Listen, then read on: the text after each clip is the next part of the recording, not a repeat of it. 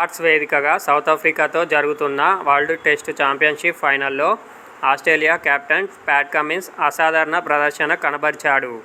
తొలి ఇన్నింగ్స్లో కమిన్స్ తన అద్భుత బౌలింగ్తో బ్రిటిష్ జట్టు పతనాన్ని శాసించాడు.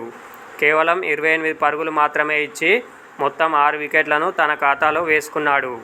అతడి బౌలింగ్ ధాటికి సౌత్ ఆఫ్రికా తమ మొదటి ఇన్నింగ్స్లో కేవలం 138 పరుగులు మాత్రమే చేయగలిగింది. ఇక ఈ మ్యాచ్లో నిప్పులు చెరిగిన కమిన్స్ పలు అరుదైన రికార్డులను తన పేరిట లిఖించుకున్నాడు. ఐసీసీ టోర్నమెంట్ ఫైనల్లో 5 వికెట్లు తీసిన తొలి కెప్టెన్గా కమిన్స్ వరల్డ్ రికార్డు సాధించాడు. ఇప్పటివరకు ఏ కెప్టెన్ కూడా ఈ ఫీట్ సాధించలేకపోయారు. ప్రపంచ టెస్టు ఛాంపియన్షిప్ 2023-25 సైకిల్లో అత్యధిక వికెట్లు పడగొట్టిన బౌలర్గా కమిన్స్ రికార్డులోకి ఎక్కాడు. ఈ WTC సైకిల్లో కమిన్స్ 78 వికెట్లు పడగొట్టాడు. ఇంతకుముందు ఈ రికార్డు భారత పేస్ గుర్రం జస్ప్రీత్ బుమ్రా 77 వికెట్లతో పేరిట ఉండేది. తాజా మ్యాచ్తో బుమ్రాను కమిన్స్ అధిగమించాడు.